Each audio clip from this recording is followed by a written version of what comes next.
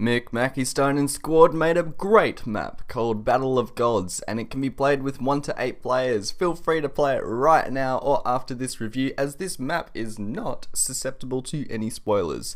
This is the first player versus player map I have reviewed here, so please do not compare this review with other reviews I have made in the past. I entered the map expecting great fun, and yeah, I had great fun. I do not have many negative things to say about this map, so I feel like I need to resort to nitpicking, which is a good thing. I make these reviews to promote maps and help you, the audience, learn from the mistakes and triumphs of other maps. And if a map is so triumphant that I must resort to critiquing things that have barely any significance, then consider that a good thing.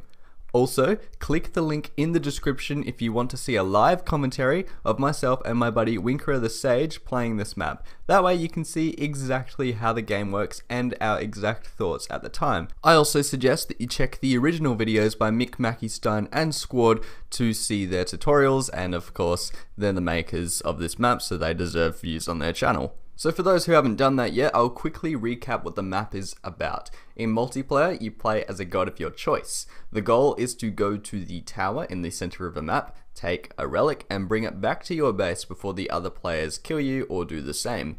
It's basically a game of capture the flag, except there are 3 flags in the middle and up to 8 teams, and you can only carry 1 flag at a time. This could potentially become a well-known competitive game in the community like Supercraft Bros or Skywars, and I hope it turns out this way. I really do, because it's a great map.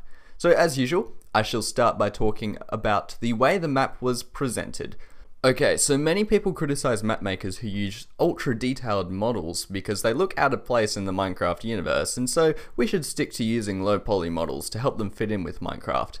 This map breaks this mold and proves that you really can make detailed models and make them feel like a part of the world. How did Squad and Mick Mackie Stone achieve this? By using voxel models. Since the models are almost entirely out of blocks instead of using slopes, they are easier to fit in with the rest of the world. In addition to this, every single model used voxels or high definition textures wherever possible to make them fit in. Also, the builds themselves were as equally detailed. If the level of detail included in the buildings did not meet the level of detail in the models, I doubt the models would have worked at all. The only model that I have a problem with is the Claw of Ares, purely because it goes a little too far compared to the other models. Everything else, however, looks great. And speaking of presentation, I wanted to talk about how the tutorial was presented. When you walk around the tutorial area, some tell raw text automatically appears in your chat box. This is okay, except for one problem. I tested this map with a few other friends, one of which was on a voice chat with me, and the other 3 were not. I could not communicate with people in the tutorial area because every time I wanted to send a message, it would disappear in under a second. To solve this, use signs instead. Now I understand what you're probably thinking. The player is more likely to ignore signs. This was not true for me. Since the tell raw text was constantly present and always the same color, I was never aware when it changed, and sometimes I even forgot about it. I was just desensitized to its presence. If there's a way to convey text to the player using signs, try and do that. I think you guys might understand what I mean by nitpicking now, but I did mention this in my Terra Swoop Force review as well. Oh, and the music was a nice touch too.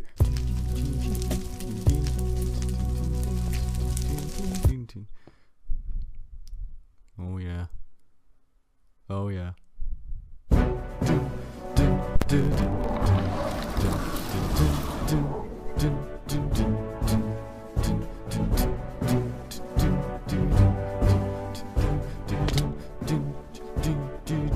Fitting, not very intrusive, just the way PvP music should be. I didn't even notice the loops. Let's move on and talk about gameplay now. I didn't watch the tutorial videos until after I played the map. I deliberately did this because I wanted to know what it was like to play the map blind. Squad? Mackie? You said the map was complicated, and it was, but somehow we already had a good idea on how to play the game. As we played more and more, 1 versus 1, new features about the map were revealed. Okay. Huh? Oh god! What the hell? What was that? Whoa! What? I'm in lava now. I'm in lava. That was a tornado I spawned. I am so dead. There's no way. I'm dead. Oh my god, what was that? You spawned near me. Oh. My space, where I just was. Oh. You didn't think about that, did you? No, I did not consider that at all. I should have just waited for you to... Oh, but then you would have just stuck around. I'm honestly tempted to go as far as saying it's better off giving less information about the tutorial, but I don't think I'm able to say that with any validity since this was just my own experience. But overall, everything in the game was telegraphed in such a way that the tutorial wasn't really that necessary. Good. Now, balancing is a tough one in a map like this. Every single character is overpowered in some way. Man, this guy will not go down. Oh! Oh! Oh, I got the chalice. Chuck for some reason. Oh, maybe someone else used it. Oh my god, so many people. I can't see what's behind me. I got no idea what's going on. My health is draining so quickly. Which is a good thing. I certainly felt powerful. The issue is in the power curve. The more powerful you make abilities, the more difficult it is to balance. Thankfully, the game actually felt balanced. Not so random that it feels like victories were undeserved like in Mario Kart, and not so deterministic that one person keeps winning over and over and over. The goal of the game is to return 3 unique relics to your base, and sometimes you can kill another player and receive a relic you already own.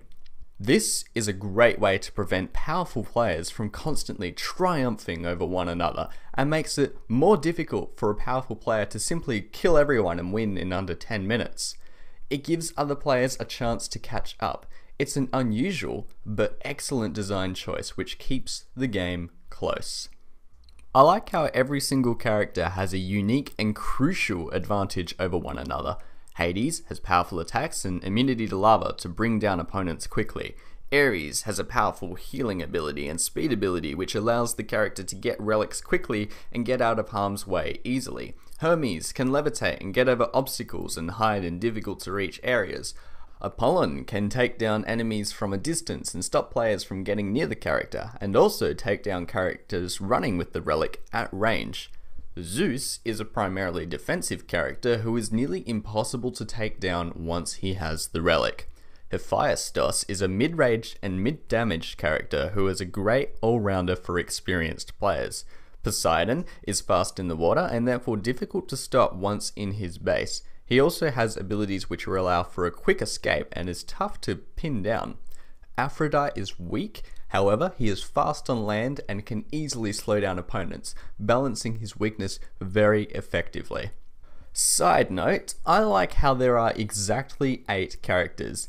The most mature and well-designed PvE and PvE games that aren't open world benefit from having a cast of 7 to 8 characters. It creates cognitive ease for the player while maintaining diversity in the game. This diversity is also reinforced by only allowing one type of god on the field at any given time. And fun fact, the game Doom, that first-person shooter, that had 7 enemies. It's a good number to work with. There is one more thing I would like to discuss before I begin nitpicking. The game's pacing. Unfortunately, the pacing of this game is probably its biggest drawback. I think it's okay to have space for the players to breathe and gather their thoughts, but there is too much of that. Most of the game is just running around the island, no action, and that can grow a little stale after a while. This is especially an issue when less players are involved. There are plenty of ways this could have been avoided, and these changes would improve the map significantly, I believe. 1. Put more custom mobs in the arena, and put them in specific places. This will encourage the player to make decisions about their path. Do I want to choose the fast route or the safe route? Some guardians, placed at the center, would make the battles in the middle longer and make that first run far more interesting than it just being a competition of who has the best speed. It also breaks up those long runs. Even if the combat is minimal, it's better than nothing. At the very least, it could have been useful for matches with under 5 players. 2. Include a smaller but more intricate arena that we can choose. This will keep the players closer together and therefore make the action more frequent, especially when there are less players online.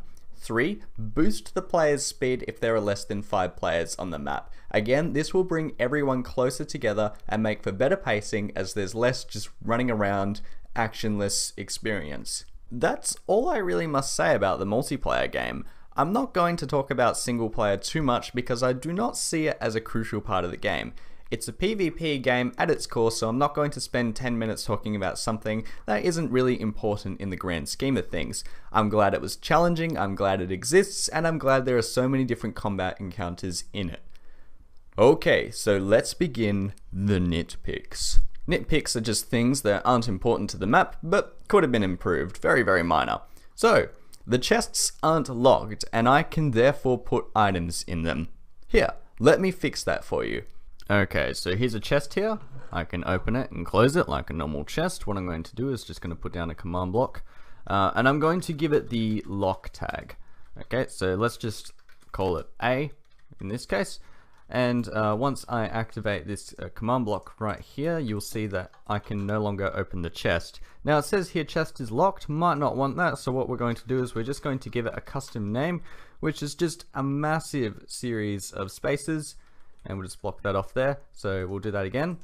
Okay, you can still see the word is locked there, so we'll just put a few more spaces around here and just activate that.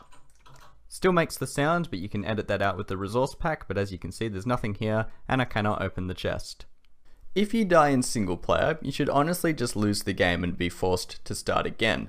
It isn't exciting if I'm fighting and nothing is at stake, because I can try again once I respawn. Speaking of single player, there should be a speed boost given to Kronos to make finding and locating the gods faster, as that part of the gameplay was least exciting. Did anyone see that? Look again. Yeah, it's honestly no big deal, it's just a PSA to map makers here. So I summon in a zombie here with 1 health, and it drops items like you would expect. However, if I give it this tag, the death loot table tag, just give it a fake one, then it's actually not going to drop anything at all. This will help your kill clock just a bit, and maybe if you do it this way you won't even need that in the first place. But I think if you just execute from all players rather than all entities or whatever you're doing, this will just optimize your map just a little bit more. Finally, while not entirely necessary, a team mode would have added a massive layer of depth to the game. 2 evenly filled teams with up to 8 or 16 players could turn this into a real competitive game. It's a lot of work though, so that's why I'm listing this as a nitpick rather than a fully fledged criticism. But team games would have been great. Those are my nitpicks. I know, there wasn't many this time, but I must say, it's a great map. Every time I thought to myself, I wonder if they considered that I might break the game in this way. 9 out of 10 times, they had considered it. It's a polished and fun map. So grab 7 friends, grab a realm or server, and please give it a go. It's fun, and thanks for everyone for watching, and thanks to those who helped test the map with me. Again, if you want a full commentary on this map, watch the video by Winker the Sage to see our thoughts on the game, and thanks to the people who managed to make some time to test the map with me, and of course, thank you to Squad, Mick Mackey Stein, and N-Rays Games for making such a beautiful map. Cheers, guys. Oh man, oh man. Oh, I can use my my aqua boots to get there real quick. No!